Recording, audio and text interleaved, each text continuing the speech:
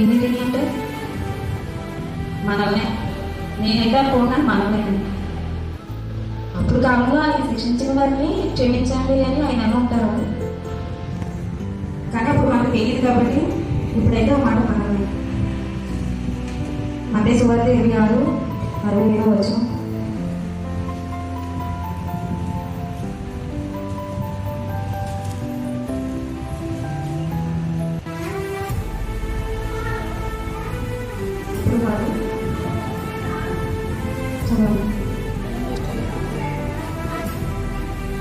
వారిని చాలా అపహాస్యం చేశారంట. ఆయన ఎందుకు అంత శ్రమను అనుభవించాలంటే మన కొరకు ఎంత బాధ అంటే చాలా బాధ. ఆయన ఏ తప్పు చేశారని ఆయన మన శిక్ష పడితే అసలు మన కొరకే కదా. ఆయన అంటే ఎనక ఉండి తన్నారంట, కాండ్రకి చూశారంట మొగలు. పక్కన ఇక్కడ కింద ఉంటే మనం కూర్చోలేము, పక్కన కూర్చోలేము, చాలా సహించుకుంటాం. కానీ ఆయన మొఖం మీదే కూర్చోలేము, కాండ్రకి ఇచ్చి మళ్ళీ మామూలు కూడా కాదు. నిజంగా ఆయన ఎంత ఓర్చుకుంటాడంటే మన కోసం. ఆయన ఎంత భరించుంటాడో.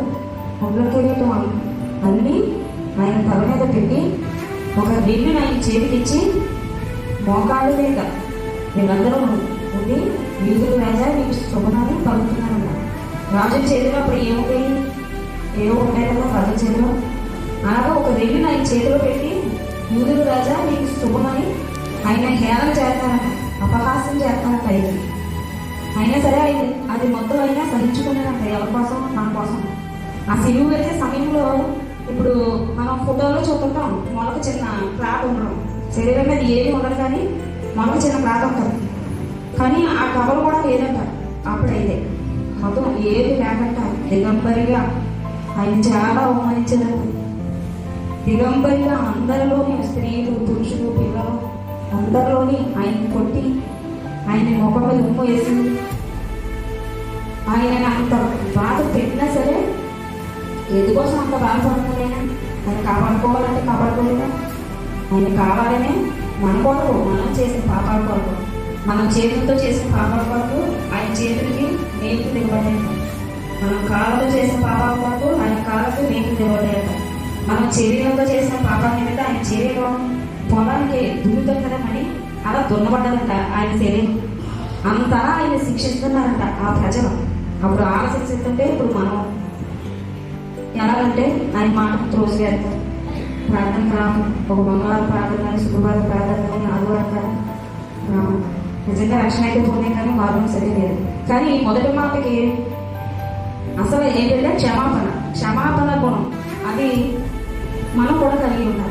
అంత శిక్ష అంతలా ఆయన అంతగా ఇబ్బంది పెట్టినా అంతటి నరకయాత్ర చూపించగలని సిలువ మీద మాట్లాడేదంటే ఈ మాట నిజంగా అంత ధైర్యం కావాలి. ఎవరైనా మనలో ఒక మాట అంటేనే అలా మనం క్షమించలేము. నేనైతే క్షమించలేను. నిజంగా నేను ఒప్పుకుంటున్నాను. నన్ను ఎవరైనా ఏదైనా అన్నారంటే నాకు బాగా వెళ్ళి మాట నేనైతే క్షమించలేను. నేను ఆ మనిషిని చూసినప్పుడల్లా నాకు ఆ మాట జ్ఞాపకం క్షమించాలని అనిపించదు, మాట్లాడాలని అనిపించదు. నేనైతే అలా ఉంటాను.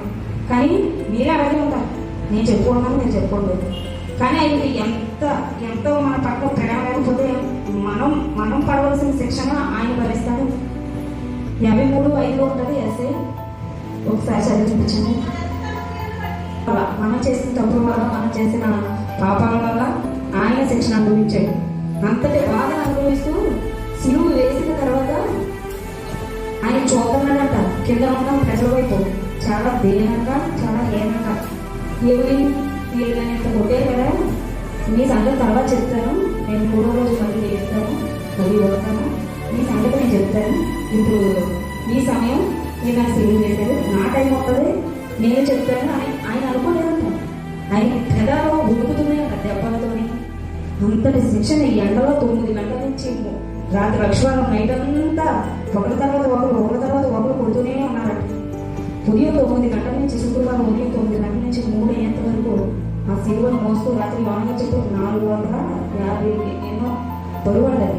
అది మోస్తూ ఎంత బాగా అనుభవించుకుంటుందో లేదా. ఆయన ముఖం ఎంత వికారం అయిపోయింది. మనం ఈ ఫోటోలో చూసి, ఈ సినిమాల్లో చూసింది చాలా తక్కువ. రియల్గా ఆయన పడ్డ శిక్ష అయితే చాలా ఘోరంగా ఉంటుందండి. ఆ సిలువ ఆయన వేలాడుతూ ఆ వైపు చూస్తూ అన్నదంట. ఆయన పేదాలు వండిపోతున్నాయి, రక్తంతో శరీరం అంతా కాలిపోతున్నాడు. ముఖం నిండా ఆడిపోతున్నాయంట ముందు కూర్చొని మేకులు తెగొట్టి ఏడబడుతూ ఆకాశానికి భూమికి మధ్య ఎలాడుతూ ఆయన అంటున్నాడంట ఒకే ఒక మాట, అదే ఫస్ట్ మాట, తండ్రి మీరు ఏం చేయించున్నారో మీరు ఎరుగుందంట వీరిని క్షమించారు. నిజంగా అంతటి శిక్షణ అనుభవిస్తూ ఆ మాట పలకడానికి నిజంగా ఇంకెంత ప్రేమ కాలేదు. ఈరోజు నేను చెప్పేది ఏంటంటే క్షమాపణ గుణం కలిగి మనం కూడా ఉండాలని నేను కోరుకుంటున్నాను, నేను ఆశిస్తున్నాను. నిజంగా అలా క్షమించాలంటే చాలా ధైర్యం కావాలి. ఆయన త్యాగం నిజంగా ఎవరు చేయలేదు. నిజంగా మా కోసం ఎంత బాధ అనిపించలేదు. అప్పుడు ఆయన అలాగా మనం అయ్యారు కాబట్టి మనం ఎలా చేయించాము. లేదా కరోనాలో ఎంతమంది పోయారు, మన వ్యాపారుల వాళ్ళు కానీ మనకు తెలిసిన వాళ్ళు కానీ ఈ వ్యాధితో చనిపోయారు అన్నది ఒక్కలేదు. నిజంగా ఆయన కృప ఆయన కాపులాగా మనపై ఎంతో మంది ఈ ఒక్కరోజే కదండి. మనం అనుకుంటున్నాము మనం చేసిన పాపాల వల్ల ఆయనకి సిలువ వేయబడింది, మన పాపాలు ఆయన మోసాడు అందుకోసం ఆయన సిలువ పడ్డాడని అనుకుంటున్నాం. కానీ కాదు, ప్రతిరోజు సిలువ వేస్తున్నాం మనం. ఆయన మన ఆలోచన వల్ల, మన తలపుల వల్ల, చర్చికి వెళ్ళకపోవడం వల్ల, సేవలు మాట ఎరకపోవడం వల్ల ఆయన సిలువ వేసినట్టే. మనం సినిమా చూస్తాం అప్పుడు సిలువ వేసినట్టే. నిజంగా ఈ కొద్ది మాటలో ఏదైనా పొరపాటు ఉంది.